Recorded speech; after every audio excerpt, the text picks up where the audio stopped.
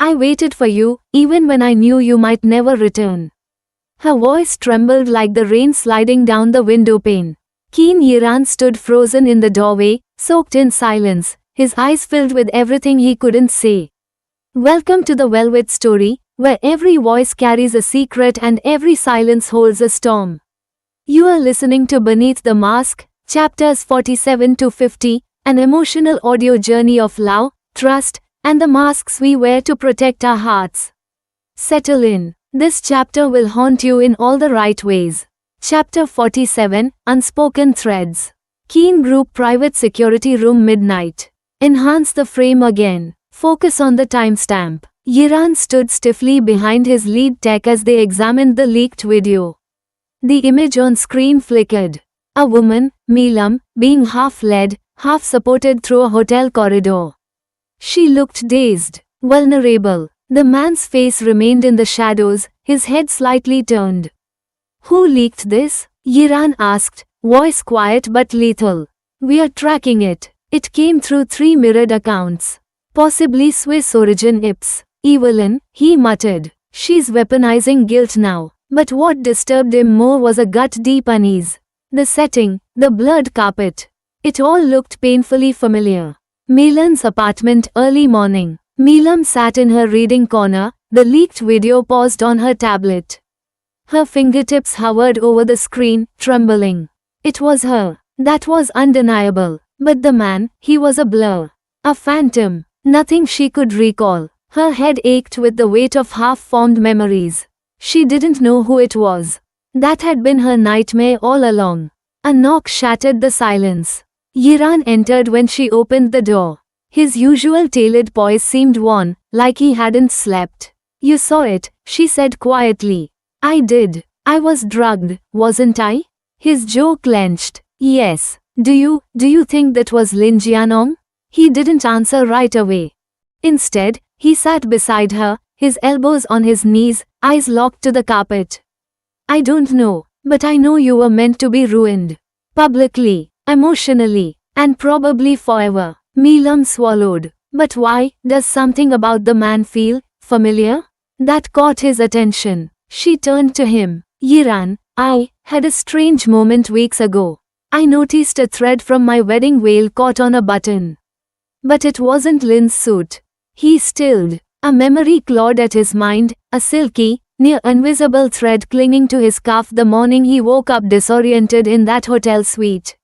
A veil's thread. His blood ran cold. No, it couldn't be. Press conference Zoo Holdings. Milam stood before cameras again, this time with poise sharper than steel. A video was leaked suggesting something happened the night of my wedding. I will not confirm or deny what I cannot recall completely. But I was not conscious, and I was not consenting. To every woman who's been violated then blamed, I see you.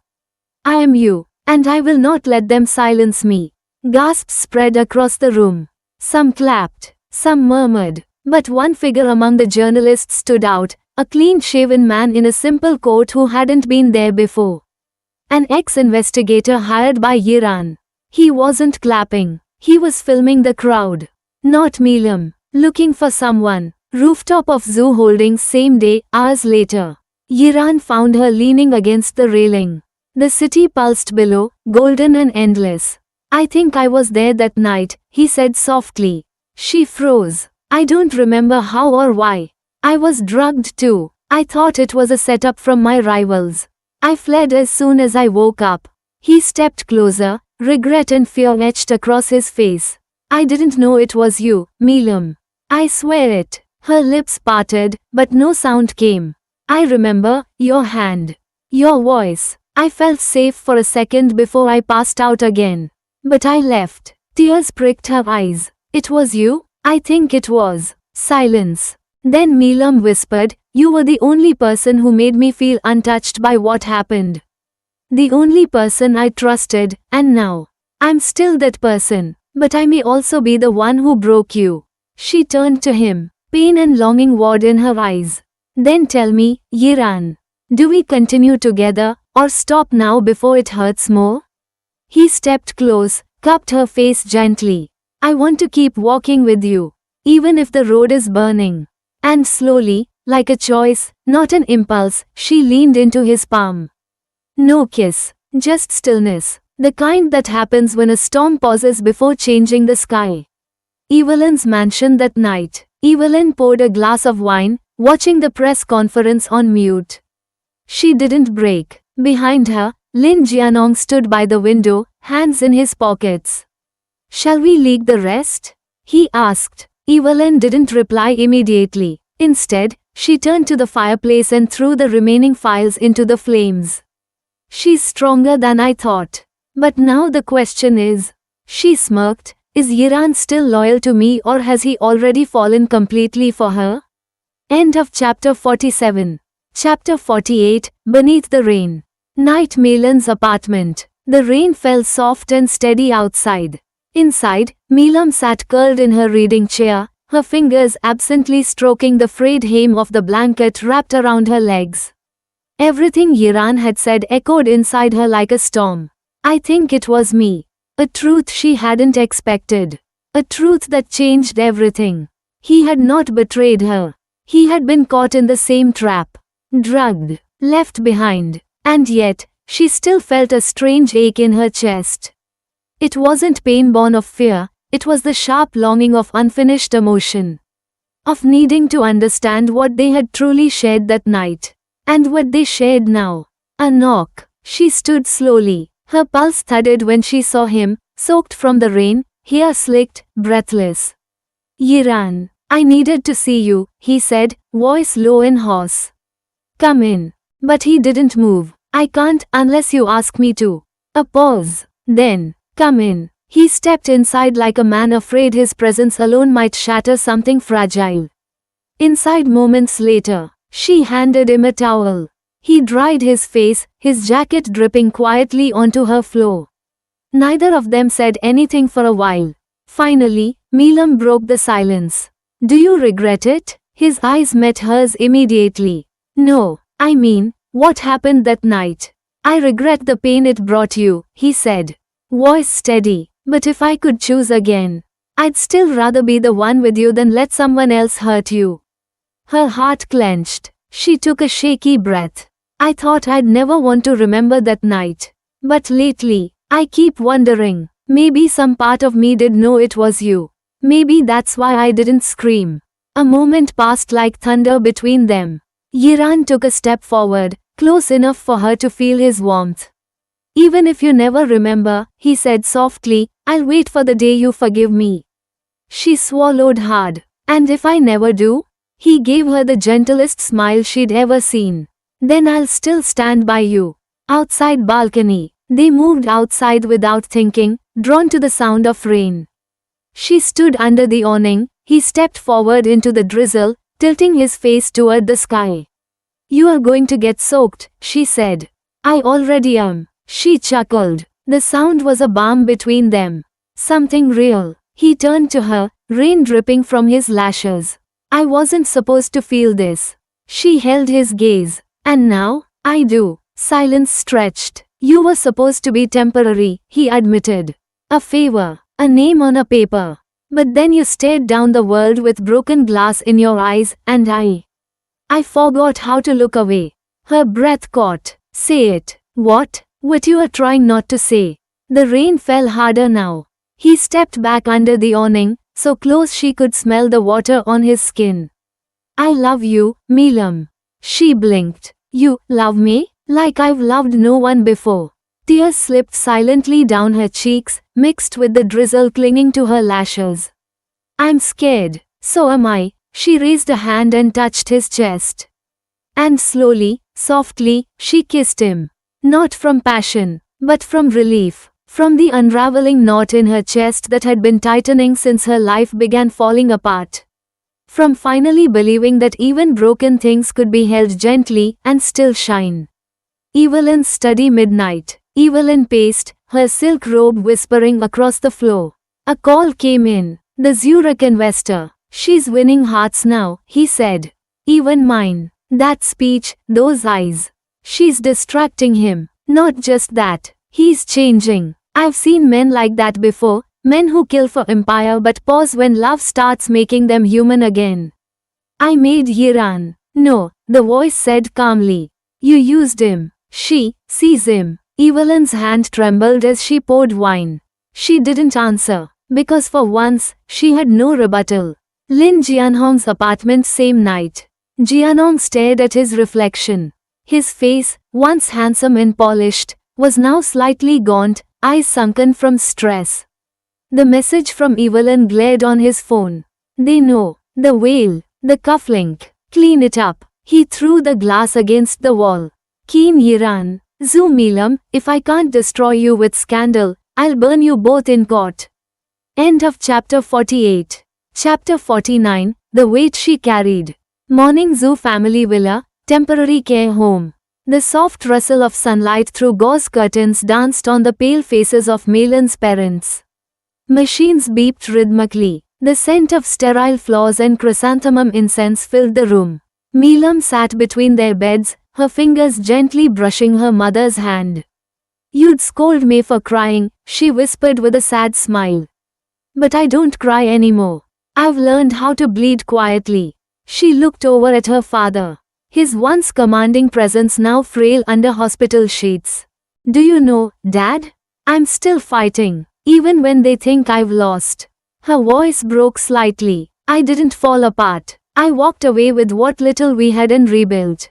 Not because I'm brave, but because you both gave me the kind of love that taught me how. Behind her, a quiet figure stood silently at the doorway. Yiran hadn't announced his arrival.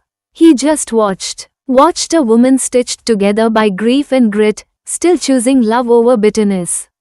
Garden outside. Later, they walked in silence under a shaded path. Sunlight flickering through the leaves.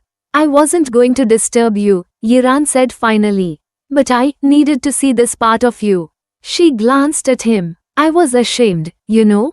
She said. Not of them. Of being powerless. Of waking up that morning and realizing everything was gone. My marriage, my family's strength, our legacy, and still I had to keep breathing. Yiran didn't interrupt. He let her speak. I spent months arranging therapy, learning legal codes, talking to doctors. I negotiated medical bills like I used to negotiate contracts.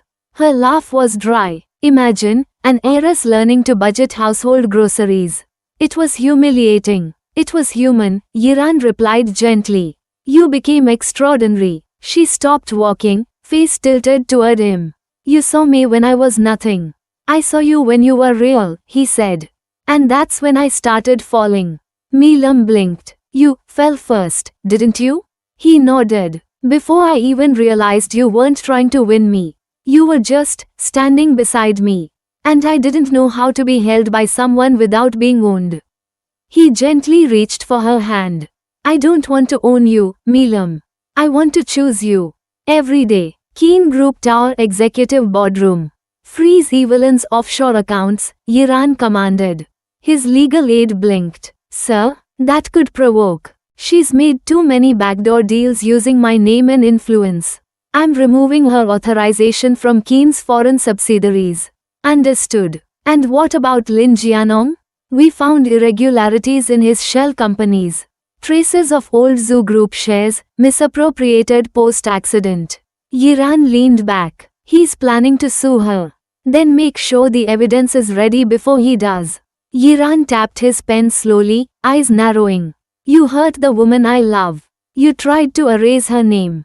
Now watch how I write it in gold. Later that night, Melan's apartment. Melam sat beside her laptop, papers spread like wings across the table. Company accounts, legal correspondences, medical updates. She looked up when Yiran entered, carrying 2 cups of tea and an envelope. He placed the envelope in front of her. What's this? Something you were never meant to lose. She opened it slowly. Inside, her original Zhu Group directorship certificate. A scanned original with proof of her rightful shares. Her lips parted. This was shredded. Lin said. Lin lied, Yiran said. He never destroyed it. He filed it under a dummy subsidiary, intending to reclaim it later under his name. Her hands trembled. You found it. I never stopped looking. Tears welled up again, softer this time. Not from grief, from relief. You are fighting for me. I'm fighting beside you. She stared at him for a long moment. Then leaned forward, resting her forehead against his. No words, just presence, warmth, trust. Lin Jianhong's apartment midnight. Lin paced the room, barking into the phone. What do you mean the shares are gone? They were reclaimed by Qin Yiran under the power of forensic retrieval. Impossible. He had the access. He had the time-stamped proof. You should have destroyed the files when Evelyn told you to. A heavy silence. Lin lowered the phone slowly. This isn't over. Ending scene. Melan's balcony. The city lights blinked below. Melam stood wrapped in a shawl, gazing out into the summer night. Yiran came up behind her, arms circling her waist. I never thanked you, she whispered. For what? For seeing me whole even when I was in pieces. He pressed a kiss to the crown of her head. I never saw you as anything less. And for the first time since the world fell apart, Zhu Melam smiled without fear. End of chapter 49. Chapter 50, Whispers from the Past. Morning. Zhu Melan's apartment. The early light painted the walls golden. The city was just beginning to stir, but Melam was already awake, her eyes scanning a thick envelope that had arrived with no return address. She sat at the kitchen table, Yiran across from her with coffee in hand. His gaze moved between her and the letter. You are frowning, he said softly. Melam looked up. This handwriting, it's familiar. She pulled the papers free, fingers trembling slightly. A photograph slipped out. A younger Melam with a girl, arm in arm, both wearing school uniforms. Joy radiant in their faces. A memory long buried beneath years of pain. Shao, an old friend? Yiran asked, voice gentle. She was my best friend before I went abroad, Melam whispered. She vanished after my engagement was announced. I always thought something happened to her. She read the note. Melam, I don't know if this will reach you, but I've been watching from afar. I never wanted to leave. What happened to you wasn't an accident. I know who planned it. And if I'm right, you're still in danger. Her hands went cold. Yiran leaned forward, immediately alert. What else does it say? Melam looked up at him, fear creeping into her chest. It says she wants to meet. Alone. Keen Group private office. Yiran watched the security footage of the Zhu family crash again. The traffic cams. The timing. The strange delay between green lights. The way the other car struck them at the perfect angle to destroy, but not kill outright. A controlled accident, sir, his assistant said, stepping in. The footage from 2 years ago, it's been doctored. You were right. The timestamps were manipulated. Yiran's jaw tightened. Find the original source. And cross-reference every vehicle license near the Zhu car that day. I want the entire intersection mapped. And if it leads to Lin Jianhong? Yiran's gaze darkened. Then we drag him down with no mercy. Evening secret meeting spot. Melam waited in a quiet riverside park where lanterns swayed gently in the wind. A hooded figure stepped from the shadows. Shao? The girl removed her hood.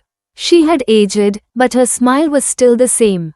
Melam, I'm sorry. I never meant to leave. They embraced tightly. Why did you disappear? Melam asked, eyes filled with both anger and longing. Shao pulled back. Because I found something I wasn't supposed to. Her eyes flicked around. Lin Jianhong came to me the day before your engagement. He said I was a distraction, told me if I cared about you, I'd stay silent. Melam stared. He showed me your groom's secrets.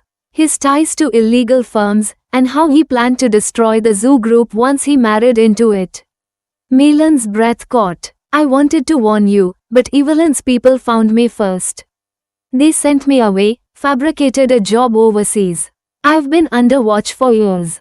Only recently did I find a way back. Why now? Melam asked. Because someone inside Evelyn's circle has turned. There's a leak. She pressed a small USB drive into Melan's hand. This has everything, company emails, records of the sedatives used that night, and a name. A name? Shao nodded. The person who drugged your drink was from inside your family's household staff. Melan's fingers clenched. Her trust had been violated. Not just by enemies, but someone once close. Keen Yiran's apartment that night. Yiran answered the door expecting her, but when he saw Melan's expression, tight-lipped, eyes fierce, he stepped aside wordlessly. She dropped the USB drive on his table. "We're not victims anymore." Yiran looked at her, admiration flooding his chest. "No," he said. "We're a reckoning." Their eyes met, no walls now, only fire. "I don't want to be saved," Melam said. "I want to fight with you." He pulled her gently toward him. "And I'll fight with you, until this world knows what we survived." She pressed her forehead to his, trembling but alive. For the first time, they were no longer two people clinging to what they had lost. They were two warriors, standing, side by side, with truth as their weapon. Meanwhile, Lin Jianhong's private office. Lin scrolled through his phone, eyes narrowing at a leaked memo. Unauthorized extraction from Evelyn's archives. Suspected mole. USB files potentially in Zhu Melan's hands. His face was drained of color. "Impossible," he muttered. That drive was destroyed. But he knew. Deep down, he knew. If Melam had the evidence, then she had the key to everything. And his empire was about to burn. End of chapter 50. As the door shut behind her, all that remained was the echo of a heartbeat too late, and a love that might not survive the truth. But what happens when the next secret is too heavy to hide? The next chapters will change everything. If this story moved you, like, comment, and subscribe to the Velvet Story for the next soul-stirring episode of Beneath the Mask, your destination for cinematic audio stories, audio series, and unforgettable audiobooks.